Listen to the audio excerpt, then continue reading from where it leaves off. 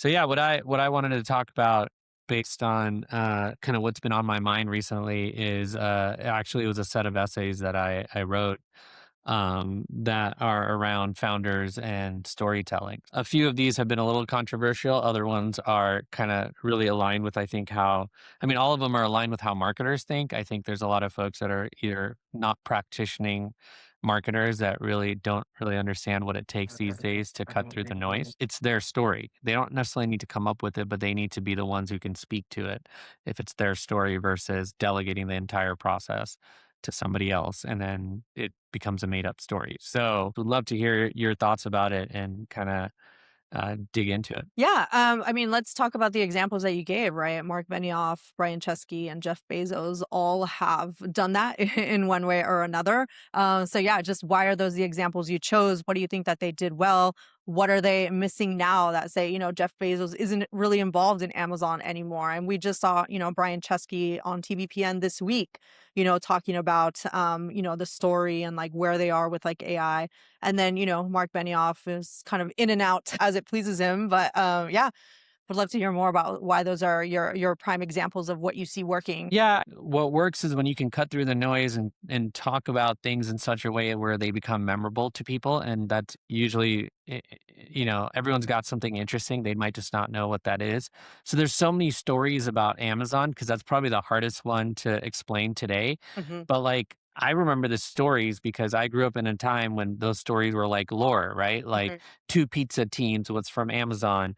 They used the doors in the office as desks. Hmm. And they are famous for, being really frugal like that. But if you think Hmm. about their business, it matches what business they're in, being in a very low margin business and kind of owning up to that and knowing that everybody wants things cheaper and faster. Hmm. Right. The way I think about it is if you meet someone or hear about their company and something is memorable enough where it sticks, like that's the important piece. And the more it's related to the company, the better. So with Amazon, like I just explained the entire thing from how they started to the business and why it is the way it is and they operate the way they do or they think about certain things that way. I think with Brian Chesky, it's just like uh, such a cute story of how it started and how all the hardship and like people generally know about it just because Hmm. they've told a story over and over again, but also like it really resonates. Hmm. You're in a city you don't know, hotels are expensive and impersonal, blah, blah, blah, right? And then even realizing that they need to take good pictures of the Hmm. places so people can understand what they look like and what they're going to experience. And then I think with Mark Benioff, it's like a classic. He had an enemy. He actually worked at the enemy's not that enemy's company, but he knew the Yeah. enemy, but, like, he worked on these things. He Yeah. worked in the category, and so he had an enemy, and, like, he just owned the fact that they had an enemy, and the enemy was essentially this really expensive, bloated way of doing things. If you Hmm. start thinking about it, that probably starts to sound really familiar to, like, the place we're at in the world today Hmm. and what transformation can happen when you can because like at that time he was really playing on this idea that we were barely post servers and racks and data centers and that's how we deployed software to software being deployed in the cloud Hmm. via a browser.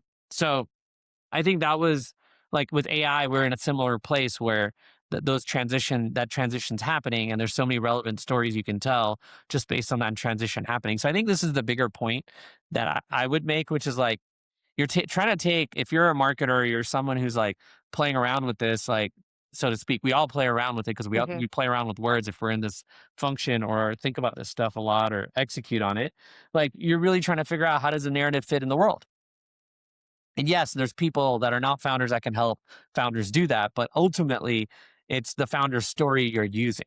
And Hmm. it's an authentic, genuine piece of their lore or their business or what have you that you can really pull that from. So I think that's kind of like a good example of what I mean. And one last thing I'll say about it is generally the most relevant audience for this is actually your team before it is your Hmm. customer. Yeah, certainly. I mean, like how you're hiring people and how you're finding people and getting them bought in on the vision for the company. That's one of the things that like I work, closely with founders on is like, how do we get to the insight of like why you're building, why you're what you're building, and why you actually care about it.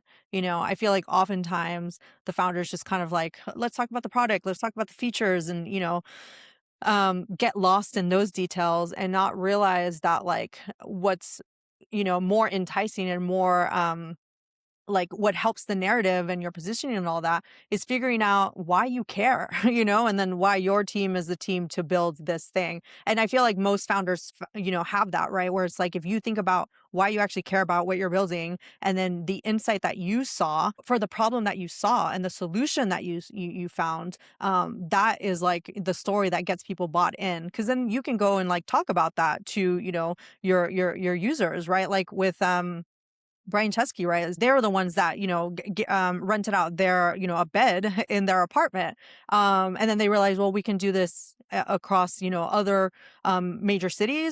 So they found the problem, and then started speaking to that. And then yeah, I think the insight about needing the photographers, right? Like realizing that this was you needed to get the trust of both the people that were going to stay there, but then also the people that you were asking to host, right? Because it's like, how do we help them actually know what they're supposed to do? And so they hired out, the photographers to come and do that, to get like good high quality film to post, photos of the rooms, and everything kind of just grew from there. And I feel like they've kind of kept that lore going. And then the next products that kind of came, right, when they started doing experiences, it was like part of the story of like, well, what else can you do that still fits the brand story that we've been telling, and grow from there.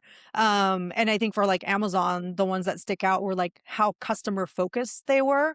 That everything kind of came back to like making sure that the customer was happy, because it was such a small margin business, that like they needed customers to keep coming back. And so that I feel like that still like remains here. So it's like, how can you as a founder or as the marketer that's helping the founder figure out what those storylines are that you think people will care? And definitely, I think, in being able to convey that message to the people that you're hiring to get them excited is one way to see if the message is actually working. And then, how do you build out from there with like your first initial customers and telling them the story of like what's working, what's not working, and then, continuing to change the message as it kind of grows. I also say that I don't think that the story has to remain the same. I think it can continue expanding the more that like you need to either find like a different, target customer. Like say you already have one target customer and then you want another one. Well, what about the product that you're building and your insight would appeal to that customer that you aren't using with the other one? And same as you're growing for as you're like hiring more and more people. um so I did want to ask you what you mentioned, that companies without a clear story accumulate drag. What are you seeing that is actually the point that's breaking when founders are doing this? It's just when everyone in the company has a different story, Hmm. that means they have a different understanding of what the company is supposed to be doing. And I think it's as simple as that. And the easy tests are like, I wrote a bunch about this, but it's like tell someone to tell the story in 2 sentences. And if everyone has a different way of describing it, that means, everyone has a different way of describing it. Hmm. Then if everyone describes it incorrectly, but similarly, you have a different problem. Yeah. Right. And so there it isn't like a one size fits all. Everyone should say the same thing. No, Yeah. everyone should say the right thing. Yeah. What is the right thing? Who decides? The founders decide what the right thing Yeah. is. Like that's, I'm sorry. Like they decide. If they don't decide, I don't know. And if there is Yeah. never no founders, the CEO decides because Hmm. the buck stops at someone. And Hmm. that someone has to own the narrative, the story, exactly what the company's focused on. So yeah, it's that simple. And then you get all this drag, and that drag is it's in everyone's minds because Hmm. they're thinking about it differently. And if Hmm. everyone in the company is thinking about the business differently, then you have a problem Hmm. because then everyone's going to go in different directions inevitably because they're not thinking about the company in a consistent, reliable way that aligns with the people who are essentially responsible for running the company. Hmm. Because companies are still a hierarchical thing. I don't think Yeah, that's yeah, going to yeah. change anytime soon. There's always gonna be the one person at the top, right? I Brian think Armstrong so. is gonna stay at the top, Yeah, right? I think so. I think that's how this is going to work. I think so. Yeah, yeah, yeah. I'll say that one of the most glaring examples or like ways to figure out, um, if the messaging is different, is to go talk to your salespeople and figure out how they're pitching your company to That's your great. target audience, right? I've done this exercise with a couple companies, Yeah, it's and fun, then the isn't it? founders are like, "Whoa, that's not at all," and I'm That's like, what we're selling? It's "I like, "Yep, know, that's what yeah." you're selling." Yeah. So it's like you need to go, this needs to be a company-wide exercise and not just like the founders do it That's and then right. you tell it, you know? It's like, no, you need to get people bought in and like figure out like why is it that the salespeople are pitching your company in this way? Is there something in the way that they're pitching it that is resonating? It's great when like they're actually converting because then you can talk to the customer and be like, oh, okay, so clearly something is working here in the messaging. But I've been with companies where the message is not working, it's not converting, and then you find out it's because the way that the salespeople are talking about the product or feature is not the way that the product actually functions, right? And I think that that definitely comes from the top. This is one of the huge reasons why like founders, and like preferably the CEO are involved with marketing and sales like from early days and are jumping in on some sales calls and like, you know, marketing calls to make sure that the message and like the narrative that you've created is actually making its way to your ICP because sometimes it's not. And Right, like you right. may be talking about it internally, but if it's not finding its way externally, then you have a bigger problem that you need to sort out. So the way that you prescribe the fix is, I mean, it sounds simple, which is to write it down, test it out loud, refine, repeat. Why do you think that more founders aren't actually taking the time to do this, even though it sounds simple? They don't know what the company should be doing in the Mm, first place. That mhm, takes a lot of effort. The funniest part about it is it doesn't get easier, it gets harder. mhm. You know, how often do people say, "Oh, we don't know who uses our product," Yeah. or "We don't know who to solve for it. We know who uses our product. We don't know Mhm, who to solve for it." It's like, okay, well, that's something where you need to gain conviction and have an opinion before you deserve to have an opinion, maybe, mhm, right? And then push in a direction and do that consciously, knowing that you might be wrong. I think that's just a tough task. And if a company gets through it once and hits product market fit, that doesn't mean they can do it again. mhm. Yeah, I'd say that finding that ever elusive product market fit, I feel like holds up a lot of founders because they're like, well, until we That's right. find product market fit, maybe we don't need a narrative. Whereas like it's easier for you to find the product market fit if you have a narrative or a story that you're telling to customers and you're seeing whether or not they react to it positively or not. But I guess yeah, if you are trying to find product market fit, are there ways that you suggest founders go about doing this?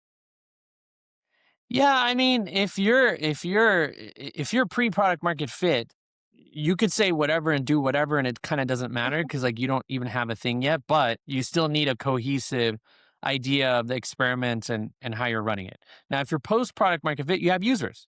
Mhm. Go ask them why they like your thing. Go figure out how to talk to them in a way where you're not sitting there biasing them, and instead you're just like, and you just keep, it's the usual five whys and things like that we Mhm. hear about, but don't always do very well. But it's like, go ask them five whys. Like if they say, "Hey, I really love your product. Why do you love my product?" Yeah. Well, it saved me a ton of time. Well, how does it save you a ton of time? Oh, it saves you a ton of time like that. All right. Why do you say it saves you Yeah. a ton of time like that? And just get to the root cause until you feel like, oh, I know why. And if you know why, then that is what forms your story. Like, for one of my products, Crazy Egg, we invented like back in the day. Now, this is 2005, so many years ago, how to basically visually see where people click on a website. Mhm. And it turns out that the business we were in was the business of improving people's websites. Like our job was to help them improve their website. Mhm. Even today, that still remains. That's still the job. All the technologies change, and we could probably do a better job with AI. We will. And so when you thought about that, you're like, oh, okay, they do that. They help people improve their websites. But the number one use case for heat maps, even today, and we have a lot of other features now, but Mhm. is basically this simple thing, which is it helps people justify why they want to do what they want to do. If you're a designer and you want to move that CTA somewhere where it's going to get more clicks, how do you prove that that's the right move? Because, maybe the CEO loves where the button is and what it says. Well, you're like, look at the heat map. We want people to click here, right? Yep. No one's clicking there. maybe we should do something about that and get them to click on it, right? Okay, well, check out my design. I'm going to try that. Is that cool? Like, so that was actually, and to this day, is still the number one thing. Now, with AI, obviously, there's all kinds of other things these heat maps can do that humans today tend to do. So that's just a really good example of just like taking a kernel of what we hear. And the whole idea from that kernel, I can work backward and forward and say, hey, look, our whole idea is improving the website. There are people in a company that need this help to help improve the websites they're responsible for. Mhm. Yeah. I think that's a very instructive way of showing that like you're still keeping the through line even as you continue to change. But the number one thing, that positioning that you found from the early days still remains true. And I think you can change the story around that. But some founders kind of get caught up in either having the perfect positioning that's like not working or losing what they thought was good positioning. That's So right. is there ever a right time to change the story, or is the goal just to find it once and stick to it? I think the story evolves, right? We found one where it's still durable. Mhm, Our job is to improve your website.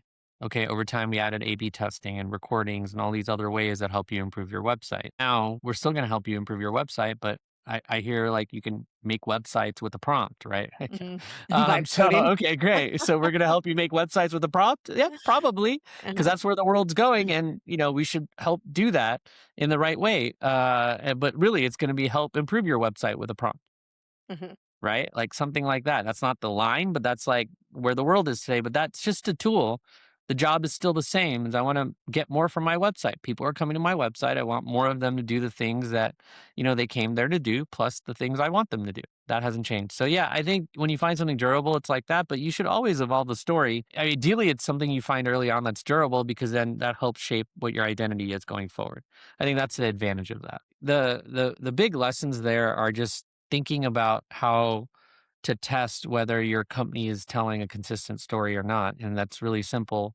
Love your idea of talking to salespeople, but like just talk to people in your company mhm. and ask them to describe what's up, and like kind of go from there. I think that's been what I have found to be most effective.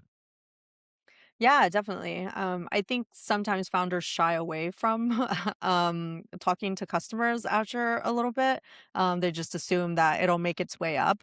But I think That's right. it's super useful for founders to, get in the weeds and talk to customers, talk to salespeople, marketing people, just everybody in the company, and figure out like what that story is, that narrative is that they're telling not only themselves about what they're actually building, as a company, but then the product that is getting in front of customers. And from there, you figure out, wait, does this actually make sense? Is this actually what I want to build? Because that'll also help you with the roadmap going forward. Because now you're like, okay, we are aligned on what we're building. Here are the next steps that make sense. And I found even sometimes that figuring out the messaging helps founders figure out the product roadmap because now they're more aligned on like what we're actually building and what the goal is for consumers.